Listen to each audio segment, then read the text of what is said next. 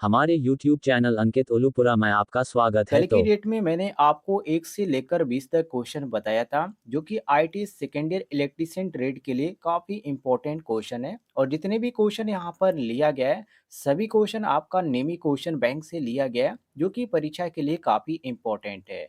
तो चलिए आज का वीडियो स्टार्ट करते हैं। आज का question IT second year electrician trade के छात्रों के लिए। यदि आपने पुरानी वीडियो नहीं देखा है, इस वीडियो के डिस्क्रिप्शन बॉक्स में आपको लिंक मिल जाएगा, वहाँ से भी आप पिछली वीडियो देख सकते हैं। और साथ में जो पिछले साल के क्वेश्चन पूछे गए थे एग्जाम में, वो भी आप देखना चाहते हैं तो वो भी आप प्लेलिस्ट चेक करके देख सकते हैं, जो कि सीबीटी एग्जाम में पूछा गया था। तो चलिए यहाँ पर क्वेश्चन नंबर 21 से हम शुरू करते हैं। वीडियो को ध्यान से देखिएगा। पहला क्वेश्चन आपके सामने, जिसमें साथियों पूछा जा रहा है कि क्यों एक डीसी जनरेटर के आर्मेचर कोर पटलित है। सबसे पहले आप ध्यान रखिएगा, पटलित का मतलब होता है लेमिनेशन। क्या होता है साथियों? लेमिनेशन। जो कि यहाँ पर इंग्लिश में आप पढ़ेंगे तो साफ तौर पे लिखा गया है, why the armature core of a DC generator is laminated. मतलब कि क्यों एक डीसी जनरेटर की आर्मेचर कोर पटलित है। तो पटलित साथियों मतलब लेमिनेशन को बोला जाता है। और आर्मेचर को लेमिनेटेड करने का कारण ये होता है, जो भंवर धारा हानि होती है, जिसको इंग्लिश में ईडे करंट लॉस बोला जाता है, उस हानि को कम करने के लिए ये जो है पटलित किया जाता है। ये सबसे बड़ा यहाँ पर रीजन है इसका। और इसी चीज़ को यहाँ पर क्वेश्चन में पूछा जा रहा है कि क्यों एक डीसी जनरेटर के आर्मेचर कोर को पटलित किया जाता है। तो ऑप्शन में जो यहाँ पर आपको देखने को मिल रहा है, वो यहाँ पर ए ऑप्शन दिया है ताम्र हानि को कम करें, बी ऑप्शन दिया गया है घर्षण हानि को कम करें, सी ऑप्शन दिया गया हिस्टेरिसिस हानि को कम करें, और डी ऑप्शन यहाँ पर देखिए साफ तौर पे लिखा गया है भंवर धारा हानि को कम करें। तो यहाँ पर साथियों जो आपका सही हो जाएगा, वो ऑप्शन में आपको डी देखने को मिल रहा है। डी ऑप्शन आपका करेक्ट आंसर हो जाएगा। साथियों यदि आपको किसी भी क्वेश्चन में किसी प्रकार की दिक्कत हो, या आप चाहते हो कि सर ये मुझे ये क्वेश्चन समझ में नहीं आ रहा है, आप दोबारा इसको बता दीजिए, तो कमेंट में आप ज़रूर बताइएगा। अगली वीडियो यहाँ पर आपको वही देखने को मिलेंगी, और उसमें आपको उस क्वेश्चन को जो भी आपको गलतफहमी होगी या जो भी कन्फ्यूजन होगा, आपको बताकर यहाँ पर अच्छे तरह से समझा दिया जाएगा। आगे बढ़ते हैं, अगले क्वेश्चन को देखिए, क्वेश्चन नंबर 22 को, जिसमें पूछा जा रहा है कि डीसी जनरेटर का आर्मेचर प्रतिरोध बहुत कम क्यों है। सबसे पहले आप क्वेश्चन को ध्यान से यहाँ पर पढ़िएगा, उसके बाद आप समझने का प्रयास करें। इसमें पूछा जा रहा है कि डीसी जनरेटर का आर्मेचर प्रतिरोध बहुत कम क्यों है। तो देखिए, आर्मेचर का रेजिस्टेंस जो होता है लगभग साथियों कितना होता है? 1 होता है। मतलब कि आर ए बराबर कितना होता है? 1 होता है। और सीरीज फील्ड का जो प्रतिरोध होता है साथियों, वो कितना होता है? 10 होता है। 10 का मतलब यहाँ पर जो आरएक्स का मान होता है वो कितना हो जाता है साथियों? 10 हो जाता है। अब साथियों शंट प्रतिरोध की बात करते हैं। तो शंट प्रतिरोध में क्या होता है, इसका जो मान होता है वो 100 से लेकर कितना होता है? 200 तक होता है। तो किस चीज़ की हम बात करें, तो शंट प्रतिरोध की बात करें। और शंट प्रतिरोध को किस चीज़ से इंगित किया जाता है? तो आरएसएच से। किससे साथियों? आरएसएच से। और ये कितना मानते हैं? तो 100 से 200 ओम तक ये इसको माना जाता है, इसको ध्यान रखिएगा। और साथियों यही यहाँ पर बात करें एक अच्छे जनरेटर की विशेषता की, तो आर्मेचर का प्रतिरोध कम क्यों होता है। सबसे पहले आप यहाँ पर देखिए, क्वेश्चन में पूछा जा रहा है कि आर्मेचर प्रतिरोध बहुत कम क्यों होता है। तो आर्मेचर जो प्रतिरोध होता है वो कम इसलिए रखा जाता है, क्योंकि वोल्टेज का जो मान है वो अधिकतम मिल सके। और वोल्टेज का मान अधिकतम कब मिलेगा?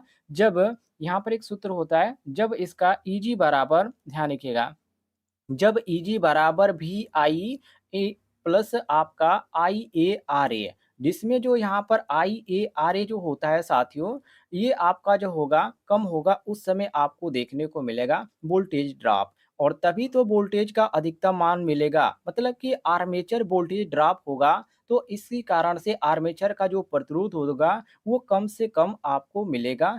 यहाँ पर आपका जो सही ऑप्शन देखने को मिल रहा है वो कौन सा ऑप्शन है? तो ए ऑप्शन दिया गया आर्मेचर धारा कम करें, बी ऑप्शन दिया गया आर्मेचर वोल्टेज ड्रॉप को कम करें, और सी ऑप्शन दिया गया कम वजन के साथ आर्मेचर लगाएं, और डी ऑप्शन दिया गया है आर्मेचर का तापमान कम करें। तो साथियों यहाँ पर आपका जो सही हो जाता है ऑप्शन नंबर बी सही हो जाता है, कि आर्मेचर वोल्टेज ड्रॉप को कम करें। ये आपका जो सही हो जाएगा ऑप्शन नंबर बी बिल्कुल करेक्ट आंसर हो जाएगा। कन्फ्यूजन होगा कोई तो आप बता दीजिएगा।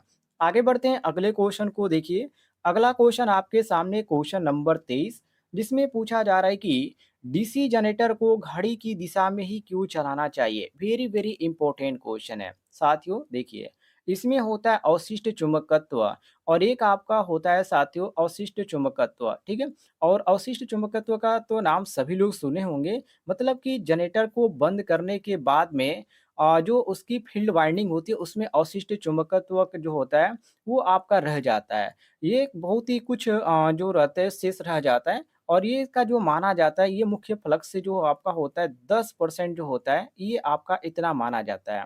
और यदि आप फील्ड वाइंडिंग में धारा की दिशा बदलते हैं, जो कि क्वेश्चन में यही पूछा जा रहा है कि डीसी जनरेटर को घड़ी की दिशा में क्यों बदला जाता है?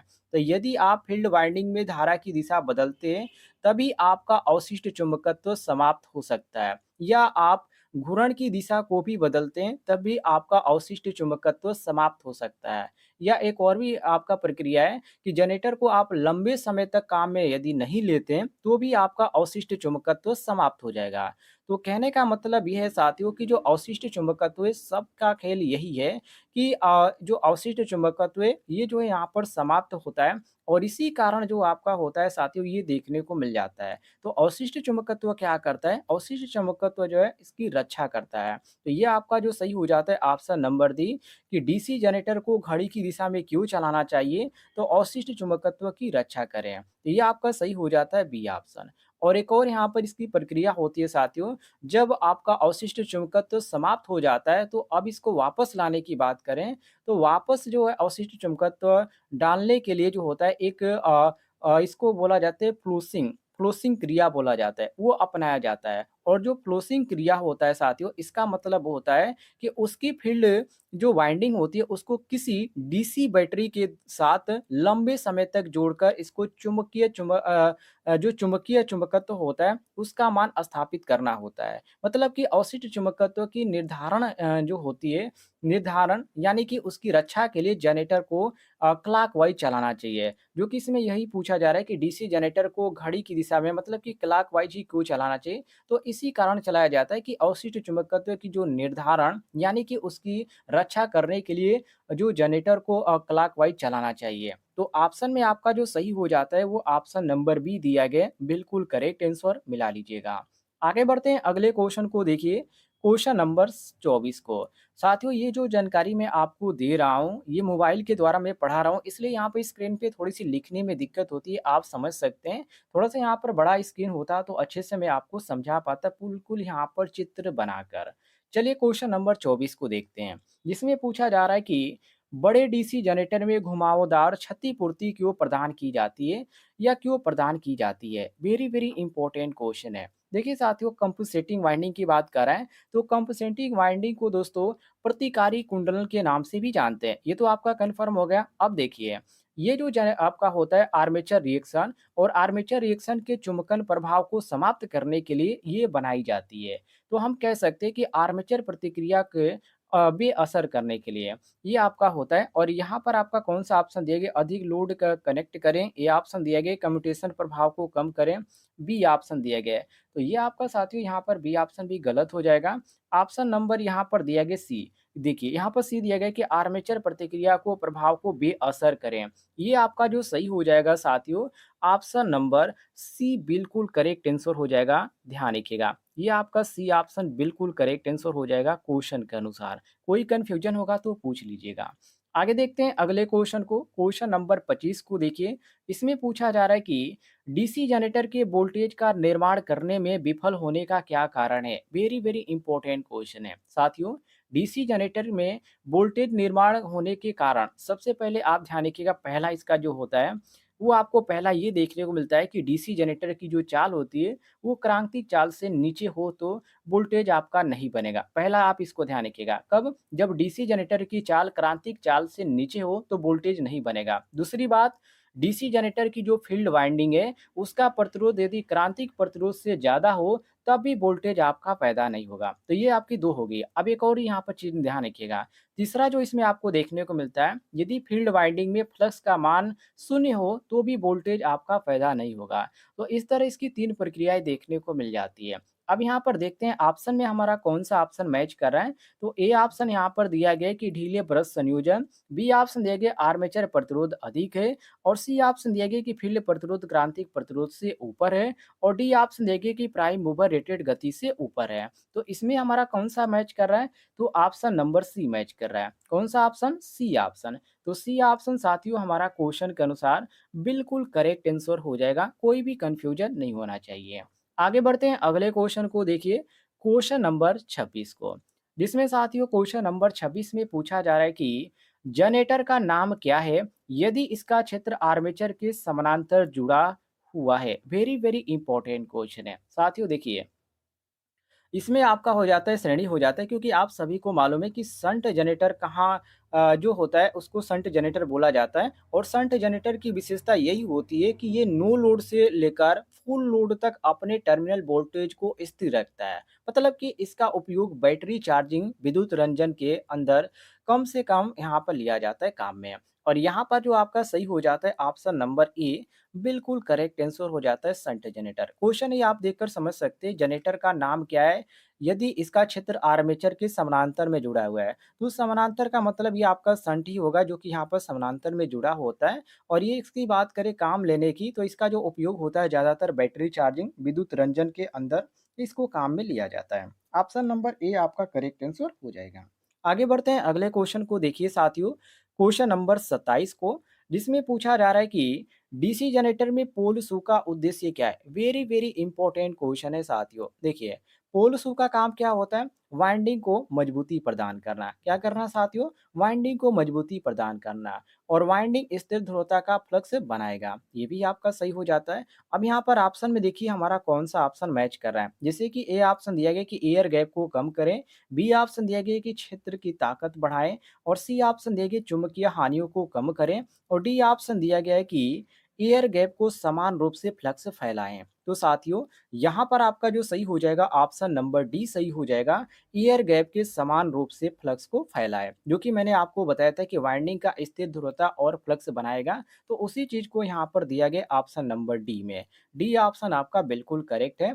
और सबसे बड़ी बात इसका पोल शू का ध्यान रखिएगा जो कि काफी इंपॉर्टेंट है, हर बार यहाँ पर परीक्षा में पूछा जाता है मजबूती को लेकर। तो पोल शू का काम होता है वाइंडिंग को मजबूती प्रदान करना। आगे बढ़ते हैं अगले क्वेश्चन को देखिए, क्वेश्चन नंबर 28 को, जिसमें साथियों क्वेश्चन नंबर 28 में पूछा जा रहा है कि डीसी जनरेटर में स्प्लिट रिंग का क्या कार्य है? जो यहाँ पर स्प्लिट होता है, देखिए यहाँ पर एक होता है साथियों स्प्लिट होता है, ठीक है? एक आपका होता है स्प्लिट जो कि यहाँ पर लिखा गया है। आप देखिए स्प्लिट होता है और एक आपका होता है स्लिप रिंग होता है। तो स्लिप रिंग जो होता है साथियों ये आपका अलग होता है और जो स्प्लिट होता है वो आपका अलग होता है। अब जो स्प्लिट होता है साथियों इसको ध्यान रखिएगा, ये जो होता है एसी को डीसी में बदलता है और यहाँ पर जो दिया गया स्लिप रिंग ये जो होता है साथियों ये फास्फोरस की बनी होती है। अब यहाँ पर ध्यान रखिएगा, इसमें जो आपका होता है इनका अलग-अलग कार्य होता है। तो सबसे पहले आप इस चीज़ को समझने का प्रयास कीजिएगा, आप इसको स्लिप रिंग ना पढ़ लीजिएगा, ये आपका स्प्लिट है। अब देखिए, जो स्प्लिट होता है वो एसी को डीसी में क्या करता है, यहाँ पर बदलता है। लेकिन जो यहाँ पर होता है साथियों एसी को एसी में और डीसी को जो डीसी में, मतलब कि धारा को एक दिशा में। तो स्प्लिट एसी को डीसी में, लेकिन जो स्लिप रिंग होता है वो एसी को एसी में और डीसी को डीसी में, इसको ध्यान रखिएगा। अब इसमें जो हमारा ऑप्शन में मैच करा है जैसे कि ए ऑप्शन दिए गए निरंतर वोल्टेज बनाए रखें और यहाँ पर दिया गया है बी ऑप्शन धारा को एक दिशा में। मैंने आपको अभी बताया स्प्लिट के बारे में, ये क्या करता है एसी को एसी में और डीसी को डीसी में, मतलब कि एक ही दिशा में ये क्या करता है प्रवाहित करता है। तो धारा को एक ही दिशा में ये प्रवाहित करता है। ऑप्शन नंबर बी आपका बिल्कुल करेक्ट आंसर हो जाएगा। ध्यान रखिएगा ये आपका सही हो जाएगा option number B correct answer. आगे बढ़ते हैं अगले क्वेश्चन को देखिए, क्वेश्चन नंबर 29 को साथियों, जिसमें पूछा जा रहा है कि जनरेटर में ब्रश बनाने के लिए किस सामग्री का उपयोग किया जाता है? यहाँ पर देखिए स्टील और ग्रेफाइट, बी ऑप्शन देखिए कार्बन और ग्रेफाइट, सी ऑप्शन देखिए ढलवा लोहा और ग्रेफाइट, डी ऑप्शन देखिए एल्युमिनियम और ग्रेफाइट। तो साथियों यहाँ पर आपका कौन सा ऑप्शन सही होगा? देखिए यहाँ पर क्वेश्चन में साफ तौर पे पूछा जा रहा है जनरेटर की केस में कि ब्रश बनाने के लिए, और आप सभी को मालूम है कि जनरेटर में ब्रश बनाने के लिए दो सामग्री का प्रयोग हम करते हैं। एक आपका हो जाता है कार्बन का और दूसरा आपका होता है ग्रेफाइट का। और इस प्रकार की जो ब्रश होती है वो कम क्षमता की बनाने के लिए यहाँ पर बनाई जाती है इसके द्वारा। और ये आपका जो दिया गया है कार्बन और ग्रेफाइट कौन सा ऑप्शन में दिया गया है, तो ऑप्शन में यहाँ पर देखिए कार्बन और ग्रेफाइट साफ तौर पे लिखा गया है ऑप्शन नंबर बी में है। तो बी ऑप्शन साथियों करेक्ट आंसर हो जाएगा। अगले क्वेश्चन की ओर बढ़ते हैं, क्वेश्चन नंबर 30 को देखिए, जिसमें पूछा जा रहा है कि क्यों डीसी जनरेटर अपने अवशिष्ट चुंबकत्व खो देते हैं? वेरी वेरी इंपॉर्टेंट क्वेश्चन है और शायद मैंने आपको पिछली वीडियो में बताया था इसके बारे में। इसका यहाँ पर जो अवशिष्ट चुंबकत्व खोने के बारे में कि ये ऐसा क्या होता है कि ये जो है अपना अवशिष्ट चुंबकत्व खो देता है।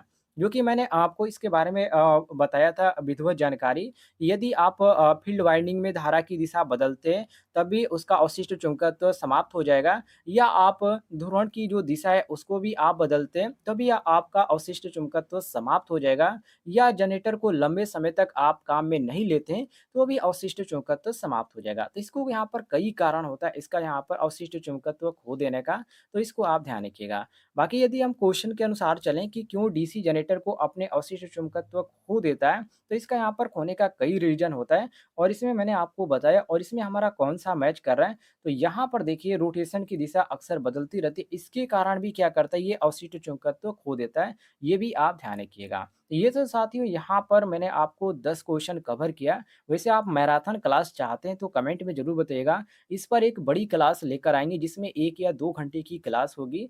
ऑनलाइन आपको पढ़ाया जाएगा और हर एक क्वेश्चन का जवाब आप देंगे ऑनलाइन। तो कमेंट में ज़रूर बताइएगा ऐसी आपको क्लास चाहिए तो।